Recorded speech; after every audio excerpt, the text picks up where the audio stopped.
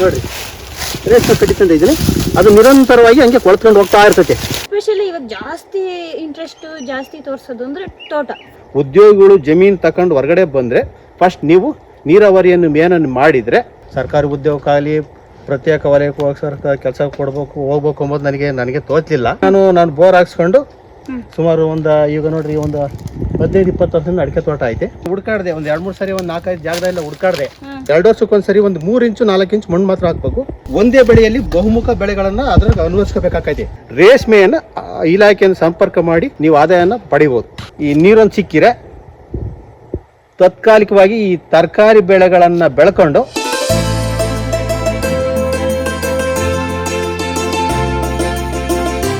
ಇಂದು ನಾವು ನೋಡೋದು ಒಂದು ಪ್ರೇರಣಾದಾಯಕ ಕಥೆ. B.Ed ಪದವಿಯನ್ನು ಪೂರ್ಣಗೊಳಿಸಿದ ನಂತರ ನಗರದ ಸುಖ ಜೀವನವನ್ನು ಬಿಟ್ಟು ಭೂಮಿ ತಾಯಿಯ ಸೇವೆಗೆ ತನ್ನ ಜೀವನವನ್ನು ಅರ್ಪಿಸಿದ ಒಬ್ಬ ವಿದ್ಯಾವಂತ ರೈತನ ಕಥೆ ಇದು.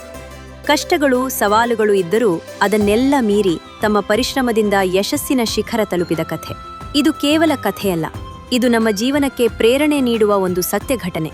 ಹಾಗಾದ್ರೆ ಬನ್ನಿ ಈ ಅದ್ಭುತ ಪ್ರಯಾಣವನ್ನು ನೋಡೋಣ. ಎಲ್ಲರಿಗೂ ನಮಸ್ಕಾರ. ನಾನಿವತ್ತು ತುಂಬ ವಿಶೇಷವಾದಂಥ ವಿಡಿಯೋನ ಮಾಡ್ತಿದ್ದೀನಿ. ಯಾಕೆ ವಿಶೇಷ ಅಂತ ಅಂದರೆ, ನಾನಿಲ್ಲಿ ಒಬ್ಬ ಪದವೀಧರರನ್ನು ನಾನಿಲ್ಲಿ ಭೇಟಿ ಮಾಡಿದೆ. ಯಾಕೆ ಪದವೀಧರರಂತ ಹೇಳಿದ್ರೆ, ಇಲ್ಲಿ B.Ed ಅನ್ನು ಮುಗಿಸ್ಕೊಂಡು ಸಮೇತ ಇಲ್ಲಿ ತೋಟವನ್ನು ಕಟ್ಕೊಂಡು ಅವರದೇ ಆದಂಥ ರೀತಿಯಲ್ಲಿ ಸಹಜ ಕೃಷಿಯನ್ನು ಇಲ್ಲಿ ಮಾಡ್ತಾ ಇದ್ದಾರೆ. ದೇವರಾಜ್ ಅಂತ ಅವ್ರ ಹೆಸರು. ಬನ್ನಿ ಮಾತಾಡ್ಸೋಣ. ಸರ್ ನಮಸ್ತೆ. ನಮಸ್ತೆ ಹೇಳಿ ಮೇಡಮ್. ಸರ್ ಇವಾಗ ಎಜುಕೇಶನ್ ಎಲ್ಲಿವರೆಗೂ ಆಗಿತ್ತು ಸರ್? ನಮ್ದು BA ಆಗಿತ್ತು. ಕೆಲಸ ಸಿಗಲ್ಲ ಅಂತ ಹೇಳ್ಬಿಟ್ಟು ಭೂಮಿ ತಾಯಿನ ನೆಚ್ಕೊಂಡ್ರೆ ಯಾರನ್ನೂ ಕೈ ಬಿಡಲ್ಲ ಅಂಬುದು ನನಗೆ ಗೊತ್ತಾಗೈತಿ. ಈ ಅನ್ನದಾತರು ಇವ ನಮ್ಮ ದೇಶ 70ರಷ್ಟು ಕೃಷಿ ವಲಯ. ಇವು ಅನೇಕ ಉದ್ಯೋಗ ಅನ್ನದಾತರಿಗೆ ಕೆಲಸ ಕೊಟ್ಟೈತೆ. ಹಾಗಾಗಿ ನಾವು ಕೆಲಸ ಸರ್ಕಾರಿ ನೌಕರಿ ಕೆಲಸ ಎಲ್ಲರಿಗೂ ಸಿಗಲ್ಲ ಎಂಬ ಒಂದು ಕಾರಣಕ್ಕೋಸ್ಕರನ ನಾನು ಈ ಕೃಷಿಯನ್ನ ಆಯ್ಕೊಂಡೆ. ಅಂದ್ರೆ ನೀವು B.Ed ಆದ್ಮೇಲೆ ನೀವು ಕೆಲಸಕ್ಕಾಗಿ ನೀವೆಲ್ಲಾದ್ರೂ ಅಲ್ದಾಡಿದ್ದೀರಾ, ಹುಡ್ಕಾಡ್ದೆ ಒಂದು 2-3 ಸರಿ, ಒಂದು 4-5 ಜಾಗದಲ್ಲ ಹುಡ್ಕಾಡ್ದೆ. ಆದ್ರೂ ನನಗೆ ನನ್ನ ವೈಯಕ್ತಿಕವಾಗಿ ಅದು ಗಮನ ಸೆಳಿಲಿಲ್ಲ. ಸರ್ಕಾರಿ ಉದ್ಯೋಗಕ್ಕಾಗಲಿ ಪ್ರತ್ಯೇಕ ವಲಯಕ್ಕೋಸ್ಕರ ಕೆಲಸ ಹೋಗ್ಬೇಕು ಅಂಬೋದು ನನಗೆ ತೋಚಲಿಲ್ಲ. ಆದ್ರೆ ವೈಯಕ್ತಿಕವಾಗಿ ನಾನು ಅನ್ನದಾತನ ಆಗ್ಬೇಕು, ಭೂಮಿ ತಾಯಿನ ಸೇವೆ ಮಾಡಬೇಕು ಎಂಬ ದೃಷ್ಟಿಯಿಂದ ನಾನು ಈ ಕೆಲಸದಲ್ಲಿ ತೊಡಗಿಸ್ಕೊಂಡೆ. ಹಾಗಾಗಿ ನಾನು ಬೋರ್ ಹಾಕ್ಸ್ಕೊಂಡು ಸುಮಾರು ಈಗ ನೋಡ್ರಿ ಒಂದು 15-20 ವರ್ಷದಿಂದ ಅಡಿಕೆ ತೋಟ ಐತೆ. ನಾನು ನೈಸರ್ಗಿಕ ಬಾಳೆಕಾರ್ ಪದ್ಧತಿಯನ್ನು ಅನುಸರಿಸ್ಕೊಂಡು ನಾನು ರೇಷ್ಮೆ 10 ದಾಯ ರೇಷ್ಮೆ ಪದ್ಧತಿಯನ್ನು ಅನುಸರಿಸ್ಕೊಂಡು ನಾವು ಜೀರೋ ಕಲ್ಟಿವೇಶನ್, ಅತಿಯಾಗಿ ಹೆಚ್ಚು ವೆಚ್ಚ ಮಾಡದೇ ಜೀರೋ ಕಲ್ಟಿವೇಶನ್ ಅಂತ ನಾನು ಮುಖ ಮಾಡಿದೆ. ಜೀರೋ ಕಲ್ಟಿವೇಶನ್ ಅಂದರೆ ನಾವು ಏನು ಅತಿಯಾಗಿ ಗೇಮಿ ಮಾಡಲ್ಲ, ಗೊಬ್ಬರನೂ ಹೆಚ್ಚಾಗಲ್ಲ. ಏನು ಮಾಡ್ತೀನಿ ನೋಡ್ರಿ, ರೇಷ್ಮೆ ಕಡ್ಡಿನ ತಂದು ಇಲ್ಲಿ ಹಾಕಿದ್ದೀನಿ ನೋಡ್ರಿ. ರೇಷ್ಮೆ ಕಡ್ಡಿ ತಂದಿದ್ದೀನಿ, ಅದು ನಿರಂತರವಾಗಿ ಹಂಗೆ ಕೊಳ್ತ್ಕೊಂಡು ಹೋಗ್ತಾ ಇರ್ತೈತೆ. ಅದನ್ನು ಹಂತವಾಗಿ ಕೊಳ್ತ್ಕೊಂಡು ಅದೇ ಗೊಬ್ಬರವಾಗಿ ಪರಿವರ್ತನೆ ಆಗ್ತಾ ಹೋಗ್ತೈತೆ. ಹಾಗಾಗಿ ರೈತರಿಗೆ ಹೆಚ್ಚು ಲಾಭದಾಯಕ. ಜಾಸ್ತಿ ಇದು ಅಡಿಕೆ ತೋಟ ಇದು ಏನಂದ್ರೆ ಜಲ್ಲು ಬೇರುಗಳು ಜಾಸ್ತಿ, ಅತಿಯಾಗಿ ಗೈಲುಬಾರ್ದು. ಜಲ್ಲು ಬೇರು ಜಾಸ್ತಿ ಅತಿಯಾಗಿ ಗೇಮಿ ಮಾಡಿರೋದು ಅನ್ಕತೆ ಬೇರುಗಳೆಲ್ಲ ಕಟ್ಟಾಗ್ತಾ ಹೋಗ್ತೈತಿ. ಆದ್ದರಿಂದ ಈಗ ನಾವು 2 ವರ್ಷಕ್ಕೊಂದ್ಸರಿ ಒಂದು 3 ಇಂಚು 4 ಇಂಚು ಮಣ್ಣು ಮಾತ್ರ ಹಾಕ್ಬೇಕು. ಗೊಬ್ಬರ ಹಾಕ್ತೀವಿ, ರೇಷ್ಮೆ ಕಡ್ಡಿಯನ್ನು ತಂದಿಲ್ಲ ಹಾಕ್ತೀವಿ. ನಾವು ಗೊಬ್ಬರ ಅಕಸ್ಮಾತ್ ನಮ್ಮ ಆರ್ಥಿಕ ಪರಿಸ್ಥಿತಿ ಉತ್ತಮವಾಗಿದ್ದರೆ ಒಂದು ಸ್ವಲ್ಪ ಕುರಿ ಗೊಬ್ಬರ, ಕೊಟ್ಟಿಗೆ ಗೊಬ್ಬರ ಹಿಂಗೆ ನಡುಮಧ್ಯೆ ಹಾಕ್ಬೇಕು. ಬುಡಕ್ಕೆ ಹತ್ರ ಗೊಬ್ಬರ ಹಾಕ್ಬಾರ್ದು. ಅಡಿಕೆ ಗಿಡದಿಂದ ಸ್ವಲ್ಪ 1 ಅಡಿ ಹತ್ತದಿಂದ ಸ್ವಲ್ಪ ದೂರ ಹಾಕಿರೆ ಅಡಿಕೆ ಬೆಳೆ ಬರ್ತದೆ. ಪ್ರತಿ ವರ್ಷ ನನಗೆ ಯಾವುದೇ ಕಾರಣಕ್ಕೂ ಜೀರೋ ಗೊಬ್ಬರ ಅಡಿಕೆ ಕಮ್ಮಿ ಆಗ್ತಾ ಹೋಗ್ತಿಲ್ಲ, ಹೆಚ್ಚು ಆದಾಯಕ ಬರ್ತಾ ಇರ್ತೈತೆ. ಹೋದ ವರ್ಷ ಒಂದು 10 ಕ್ವಿಂಟಾಲ್ ಆಯಿತು, ಈ ಸರಿ ಒಂದು 12 ಕ್ವಿಂಟಾಲು ಆಗ್ಬೋದು ಎಂಬ ನಿರೀಕ್ಷೆಲಿದ್ದೀನಿ. ಆದರೂ ವ್ಯವಸಾಯ ಇದ್ರ ಏರುಪೇರು ಆಗ್ತೈತೆ.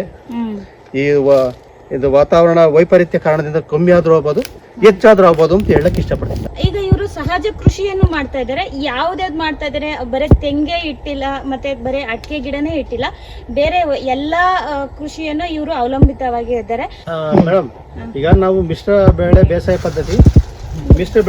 ಪದ್ಧತಿ ಅಂತ ಹೇಳಿ ನಾವು ವಿವರಣೆ ಕೊಟ್ಟಿ ಅಂತ ನೀವು ಕೇಳಿರಿ. ಈಗ ಈ ರೈತ ಒಂದೇ ಒಂದು ಬೆಳೆಯನ್ನ ನೆಚ್ಕೊಂಡ್ರೆ ಆಗಲ್ಲ. ಆದ್ರಿಂದ ನಾವು ಏನ್ ಮಾಡ್ಬೇಕು ಅಂದ್ರೆ ಒಂದೇ ಬೆಳೆಯಲ್ಲಿ ಬಹುಮುಖ ಬೆಳೆಗಳನ್ನ ಅದ್ರಾಗ ಅನುವರ್ಸ್ಕೋಬೇಕಾಗೈತಿ. ಈಗ ತೊಗರಿಯಲ್ಲಿ ಒಂದು ಅಳಸಂಡೆ ಹಾಕ್ಬೋದು, ತಿರ್ಗಾ ಉದ್ದು ಹಾಕ್ಬೋದು, ಮತ್ತೆ ಅಂತರ ಬೇಸಾಯ ಇವಾಗ ನಾವು ಒಂದು ರೇಷ್ಮೆ ಹಾಕ್ತೀವಿ, 10 ದಾಯದಾಗ ಒಂದು 8 4 ದಾಯದ ಇಮಿಡಿಯೇಟ್ ಆಗಿ ರೇಷ್ಮೆ ಬರಲ್ಲ. ಅಂಥ ಸಂದರ್ಭದಲ್ಲಿ ನಾವೇನು ಮಾಡ್ತೀವಿ ಅಂದರೆ ತೊಗರಿ ಹಾಕೋಬೋದು. ತೊಗರಿ ತೊಗೊಂಡು ಇನ್ನೂ ಚೆನ್ನಾಗಿ ಬರಬೇಕು ಅಂದರೆ ನಾವು ಕಡಲೆ ಗಿಡ ಹಾಕ್ಬೋದು. ಈ ಥರ ಬೆಳೆ ಬೆಳ್ಕೊಂಡು ರೈತರ ಒಂದು ಆರ್ಥಿಕ ಪರಿಸ್ಥಿತಿಯನ್ನು ಸುಧಾರಿಸ್ಕೋಬೋದು ಅಂತ ನಾನು ಹೇಳಕ್ಕೆ ಇಷ್ಟಪಡ್ತೀನಿ. ಒಂದೇ ಪದ್ಧತಿಯಲ್ಲಿ ನಾವು ಅನೇಕ ಬೆಳೆಗಳನ್ನು ನಾವು ನಿವಾರಿಸ್ಕೋಬೋದು. ಈ ಒಂದು ವ್ಯವಸಾಯದಲ್ಲಿ ಅನೇಕ ಬೆಳೆಗಳನ್ನ ದ್ವಿದಳ ಧಾನ್ಯಗಳಾಗಲಿ, ಈ ತೋಟಗಾರಿಕೆ ಪದ್ಧತಿಯಲ್ಲಾಗಲಿ, ಒಂದು ಇವಾಗ ತೆಂಗಿನಲ್ಲಿ ಒಂದು ಮಾವು, ಹಲಸು, ನಿಂಬೆ, ಬಾಳೆ ಐತೆ. ನಾವು ಆ ಕಡೆ ನಿಂಬೆ ಐತೆ, ಆ ಕಡೆ ಮಾವು ಐತೆ, ಹಲಸು ಐತೆ, ತೆಂಗು ಐತೆ. ಈ ಥರ ಎಲ್ಲ ಅನೇಕ ಬೆಳೆಗಳನ್ನು ನಾವು ಗೂಡಿಸಿ ಹಾಕೋದ್ರಿಂದ ನಮ್ಮ ರೈತರ ಆರ್ಥಿಕ ಪರಿಸ್ಥಿತಿಯನ್ನು ಸುಧಾರಿಸ್ಬೋದು ಅಂತ ಹೇಳಿ ನಾನು ಹೇಳಕ್ಕೆ ಇಷ್ಟಪಡ್ತೀನಿ. ಒಂದೇ ಬೆಳೆಯನ್ನು ಬಹುಮುಖಾದ ಏಕ ಪದ್ಧತಿಯಲ್ಲಿ ಹೋಗಬಾರ್ದು. ರೈತರು ಅನೇಕ ಆದಾಯಗಳನ್ನು ನಿರೀಕ್ಷೆ ಮಟ್ಟದಲ್ಲಿ ನಾವು ಪಡಿಬೇಕು ಅಂದರೆ ಅನೇಕ ಬೆಳೆಗಳನ್ನು ನಾವು ರೈತರು ಬದುವಿನ ಹಾಕ್ಬೋದು, ಮತ್ತು ನಡುಮಧ್ಯದಲ್ಲೂ ಬೆಳೆಗಳನ್ನ ಹಾಕೊಂಡು ಬೆಳಿಬಹುದು ಅಂತ ನಾನು ಹೇಳಕ್ಕೆ ಇಷ್ಟಪಡ್ತೀನಿ. ಈಗ ಎಷ್ಟೋ ಜನ ಸಾಫ್ಟ್ವೇರ್ ಕಂಪ್ನಿಯಿಂದ ಬಿಟ್ಬಿಟ್ಟು ನಾವು ಹೊಸದಾಗಿ ನಾವೇ ಒಂದು ಜಮೀನನ್ನು ತಗೊಂಡು ನಾವು ಒಂದು ಹೊಸ ಒಂದು ತೋಟವನ್ನು ಕಟ್ಟಬೇಕು ಅಂತ ಒಳ್ಳೆ ನಿರೀಕ್ಷೆಯಿಂದ ಅವರು ಪ್ರಾರಂಭಿಸೋಕೆ ಅವರು ಸ್ಟಾರ್ಟ್ ಮಾಡ್ತಾರೆ. ಅಂಥವ್ರಿಗೆ ಏನು ಸಜೆಷನ್ ಕೊಡ್ತೀರಾ ಸರ್? ಈಗ ಭೂಮಿ ಒಂದು ಮಟ್ಟದಲ್ಲಿಲ್ಲ, ಅನೇಕ ವೈವಿಧ್ಯತೆ ಕೂಡಿದೆ. ವಾತಾವರಣವನ್ನು ನೋಡ್ಕೊಂಡು ನಾವು ಬೆಳೆಗಳನ್ನ ಅಥವಾ ಜಮೀನು ತಾಂಡಿರೋರು ನೋಡ್ಕೊಂಡು ಬೆಳೆಯನ್ನು ಅನುಸರಿಸ್ಬೇಕಾಕೈತಿ. ಒಳ್ಳೆ ಭೂಮಿ, ಫಲವತ್ತಾದ ಭೂಮಿ, ತಗ್ಗುವಾದ ಭೂಮಿ ಅಂದರೆ ಈ ಎರೆ ಭೂಮಿ ಅಂತದಾದರೆ ನೀರು ಒಳ್ಳೆ ಚೆನ್ನಾಗಿತ್ತು ಅಂದರೆ ಅಡಿಕೆ ಬೆಳೆಗೆ ಉತ್ತಮ. ನಾನು ಇಲ್ಲ ಅಂತ ಹೇಳೋಕ್ಕಾಗಲ್ಲ.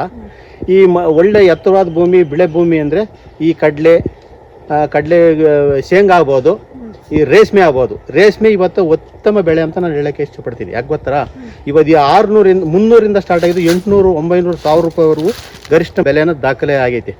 ಅಂಥ ಸಂದರ್ಭದಾಗೆ ನಾವು ಯುವಕರಿಗೆ ಬೇಗ ನೀವು ಚೇತರಿಸ್ಕೋಬೇಕು ಅಂತ ಹೇಳಲಿಕ್ಕೆ ಏನು ಹೇಳ್ತೀನಿ ಅಂದರೆ, ಅವ್ರಿಗೊಂದು ಸಲಹೆ ಕೊಡ್ತೀನಿ ಅಂದರೆ, ನೀವು ಜಮೀನಾದ್ರು ಅಕಸ್ಮಾತ್ ಯಾರನ್ನ ಉದ್ಯೋಗಿಗಳು ಜಮೀನು ತಗೊಂಡು ಹೊರಗಡೆ ಬಂದರೆ ಫಸ್ಟ್ ನೀವು ನೀರಾವರಿಯನ್ನು ಮೇನನ್ನು ಮಾಡಿದರೆ ನೀವು ಉತ್ತಮ ಆದಾಯ ಪಡಿಬೇಕು ಎಂಬ ನಿರೀಕ್ಷೆ ಮಟ್ಟ ಇದ್ದರೆ ನಿಮಗೆ ರೇಷ್ಮೆಯನ್ನು ಇಲಾಖೆಯನ್ನು ಸಂಪರ್ಕ ಮಾಡಿ ರೇಷ್ಮೆಯನ್ನು ಹಾಕಿ ನೀವು ಆದಾಯನ ಪಡಿಬೋದು. ಸರ್, ನೀವು ಹೇಳೋದೇನೋ ಸರಿ. ನಾನು ಕೇಳ್ತಿರೋದೇನೆಂದರೆ, ಇವಾಗ ಮಣ್ಣಿನ ಫಲವತ್ತತೆ ಬೇರೆ ಬೇರೆ ಲೆವೆಲಲ್ಲಿ ಇರುತ್ತೆ ಅಂತ ಹೇಳಿದ್ರಿ. ಅವ್ರೇನಾದರೂ ಹೋಗಿ ಅವರು ಟೆಸ್ಟ್ ಮಾಡಿಸ್ಬೇಕಾ ಮಣ್ಣನ್ನು ತಗೊಂಡೋಗಿ? ಹೌದು. ಆಯಾ ಇಲಾಖೆ ಸಂಬಂಧಪಟ್ಟಂತೆ ಈ ಭೂಮಿಯ ಒಂದು ಮಣ್ಣನ್ನು ತಗೊಂಡೋದ್ರೆ ಆಯಾ ಈ ಇಲಾಖೆ ಸಂಬಂಧಪಟ್ಟಂತೆ ಗುಣಮಟ್ಟದ ಯಾವ ಸಾರಾಂಶ, ಸಾರಜನಕ ಆಯ್ತಾ, ರಂಜಕ ಆಯ್ತಾ, ಪೊಟ್ಯಾಶ್ ಆಯ್ತಾ, ಯಾವ್ದಾದ್ರು ಕೊರತೆ ಐತೆ, ಯಾವ್ದಿದೆ ಯಾವ್ದಿಲ್ಲ ಅಂತ ಹೇಳಿ ಇಲಾಖೆಯವರ ಸಜೆಷನ್ ಒಂದು ಮಾಹಿತಿ ಕೊಡ್ತಾರೆ. ಆ ಪತ್ರ ಸಮೇತನ ಅಂಕಿಅಂಶಗಳ ಸಮೇತ ಅದರ ಅನುಗುಣವಾಗಿ ನಾವು ಅದಕ್ಕೆ ಹೊಂದ್ಕೊಂಡು ನಾವು ಕೆಲಸವನ್ನು ಮಾಡಬೇಕಾಗ್ತದೆ. ಓಕೆ, ಅವರೇ ಸಜೆಷನ್ ಕೊಡ್ತಾರಾ? ನಾನು ಕೇಳ್ತಾ ಇರೋದು, ಇವಾಗ ಫಲವತ್ತತೆ ಹೀಗಿದೆ, ಮಣ್ಣಿನ ಫಲವತ್ತತೆ, ಅದ್ರ ಮೇಲೆ ನೀವು ಯಾವ ರೀತಿ ಬೆಳೆಯನ್ನ ಹಾಕಿದ್ರೆ ಬೆಳೆಯನ್ನ ಬೆಳ್ಕೋಬಹುದು ಅಂತ ಅವರು ಹೇಳ್ಬೋದಾ? ಹೇಳ್ತಾರೆ. ಈಗ ನಾವು ಈ ಮಣ್ಣನ್ನು ತಗೊಂಡೋಗಿ ನಾವು ಇಲಾಖೆಗೆ ಮಣ್ಣು ಪರೀಕ್ಷೆ ಕೊಟ್ಟಾಗ ಅವ್ರು 1-2 ದಿನಗಳಲ್ಲಿ ವರದಿ ಕೊಡ್ತಾರೆ. ಆ ವರದಿಯಲ್ಲಿ ಒಂದು ಪತ್ರ ಕೊಡ್ತಾರೆ. ಆ ಪತ್ರದಲ್ಲಿ ನಾವು ಯಾವ್ದಾವ್ದು ಬೆಳೆಗಳನ್ನ ಬೆಳಿಬಹುದು, ಯಾವ ಖನಿಜಾಂಶ ಇದೆ ಭೂಮಿಯಲ್ಲಿ, ಯಾವ ಬೆಳೆಗಳನ್ನು ಬೆಳಿಬಹುದು, ಇದು ಸಾರಜನಕ ಹೆಚ್ಚಾಯ್ತಾ, ರಂಜಕ ಜಾಸ್ತಿ ಆಯ್ತಾ, ಕಬ್ಬಿಣಾಂಶ ಹೆಚ್ಚಾಯ್ತಾ, ಯಾವ ಗೊಬ್ಬರ ಕೊಟ್ಟರೆ ಯಾವ ಬೆಳೆ ಈ ಭೂಮಿಯಲ್ಲಿ ಬೆಳಿಬಹುದು ಅಂತ ಹೇಳಿ ನಮಗೆ ಮಾಹಿತಿ ಕೊಡ್ತಾರೆ. ಓಕೆ, ಇನ್ನು ಕೆಲವರು ಹೇಳ್ತಾರೆ ನಮಗೆ ಬರೀ ರೇಷ್ಮೆ ಹೇಳಿದ್ರಿ ಮತ್ತೆ ಮಣ್ಣಿನ ಫಲವತ್ತತೆ ಬಗ್ಗೆ ಹೇಳಿದ್ರಿ ಅಂತಾರೆ. ಈ ಎಸ್ಪೆಷಲಿ ಇವಾಗ ಜಾಸ್ತಿ ಇಂಟ್ರೆಸ್ಟ್ ಜಾಸ್ತಿ ತೋರಿಸೋದು ಅಂದರೆ ತೋಟ. ಫಸ್ಟ್ ಮೇಯ್ನು ನಾವು ತೋಟವನ್ನು ಮಾಡ್ಕೊಂಡ್ಬಿಟ್ರೆ ನಮ್ಮದು ಲೈಫು ಸೇಫ್ ಅಂತ ಒಳ್ಳೆ ಮೈಂಡಲ್ಲಿ ಇಟ್ಕೊಂಡಿರ್ತಾರೆ. ಅಂಥವ್ರಿಗೆ ಏನು ಸಜೆಷನ್ ಕೊಡ್ತೀರಾ? ಹವಾಮಾನ ವೈಪರೀತ್ಯದಿಂದ ಏನಾಯ್ತು ಅಂದ್ರೆ 1,000-1,500 ಕೆಲವು ಏರಿಯಾದಲ್ಲಿ ಹೋಗೈತೆ. ಈಗ ನೀವು ಕೋಲಾರ ಅಂದ್ರೆ 1,000-1,500 ಅಡಿ ಆದ್ರೂ ಆಗಲ್ಲ. ನಮ್ಮ ಶಿರಾ ವಲಯ ಇವಾಗ 500-600, 700 800-900 ಹೋಗೈತೆ. ಈಗ ಒಂದು ಬೋರ್ ಕೊರ್ಸ್ಬೇಕು ಅಂತ ಒಂದು 5-6-7 ಲಕ್ಷ ರೂಪಾಯಿ ಖರ್ಚಾಗೈತೆ. ಈಗ ಬಹಳ ಕಷ್ಟ. ಈ ಆರ್ಥಿಕ ಸಮಸ್ಯೆಯನ್ನು ಅವರ ಕುಟುಂಬದಲ್ಲಿ ಎದುರಿಸ್ಬೇಕಾಗೈತೆ. ಆದ್ರಿಂದ ಅದಕ್ಕೆ ನಾನೇನು ಹೇಳ್ತೀನಿ ಅಂದ್ರೆ, ಈ ನೀರೊಂದು ಸಿಕ್ಕಿರೆ ತಾತ್ಕಾಲಿಕವಾಗಿ ಈ ತರಕಾರಿ ಬೆಳೆಗಳನ್ನ ಬೆಳ್ಕೊಂಡು ಅದ್ರ ಜೊತೆಯಲ್ಲಿ ರೇಷ್ಮೆಯನ್ನು ಹಾಕೊಂಡು ಅವರ ಆರ್ಥಿಕ ಪರಿಸ್ಥಿತಿಯನ್ನು ನೋಡಿಕೊಂಡು ಆಮೇಲಿಂದ ತೋಟದತ್ತ ಮುಖ ಮಾಡಿ. ಆಗ ಮಾಡಿದ್ರೆ ನಿಮ್ಗೆ ಆರ್ಥಿಕ ಪರಿಸ್ಥಿತಿ ನಿಮ್ಮ ಸಮಸ್ಯೆ ಸುಧಾರಿಸ್ತೈತೆ. ನೀವು ಸಾಲದ ಸುಳಿಯಲ್ಲಿ ಸಿಗಾಕಿ ಇರಲ್ಲ.